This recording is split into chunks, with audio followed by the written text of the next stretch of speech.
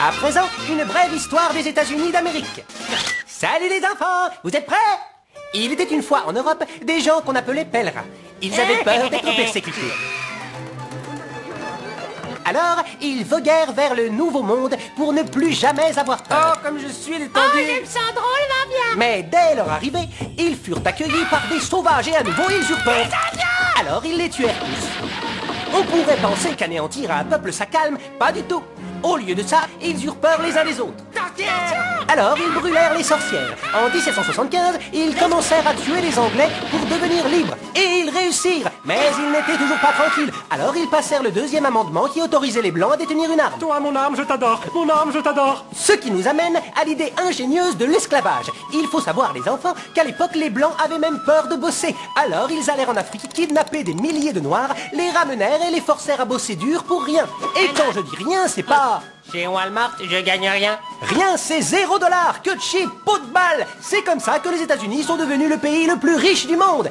Est-ce que tout ce pognon et ce travail gratos, ça a calmé les Blancs? Sûrement pas. Ils eurent encore plus peur. Parce qu'après 200 ans d'esclavage, il y avait plus de Noirs que de Blancs dans le Sud. La suite est facile à deviner. Les esclaves se rebellèrent et commencèrent à trancher la tête de leur maître. Les Blancs flippaient complètement et disaient « Je veux vivre, ne me tue pas, grand homme noir !» Samuel Colt tomba à pic en 1836 avec son arme qui tirait plusieurs coups sans qu'on ait à la recharger.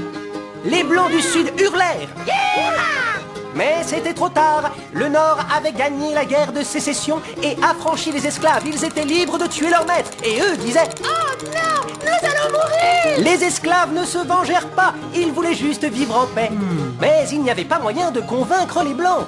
Alors, ils créèrent le Ku Klux Klan. Et quand en 1871, le KKK devint une organisation terroriste illégale, un autre groupe fut fondé, la National Rifle Association. Bientôt, le pays passa une loi interdisant aux Noirs de posséder une arme.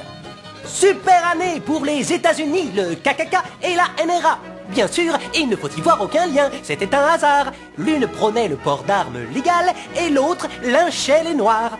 Tout ceci dura jusqu'en 1955, quand une femme noire viola la loi en refusant de s'asseoir au fond du bus. Les Blancs étaient sciés. Pourquoi elle reste là? Qu'est-ce qui se passe? Il y eut une de ces pagailles. Les Noirs exigeaient des droits et les Blancs balisaient à mort et hurlaient « Sauvez-vous! Sauvez-vous » C'est ce qu'ils firent. Ils s'enfuirent vers les banlieues où tout était blanc, sûr et propre. Ils s'achetèrent 250 millions d'armes, posèrent des verrous et des alarmes chez eux et des grilles dans tout le voisinage. Enfin, ils étaient rassurés dans leur petit nid douillet.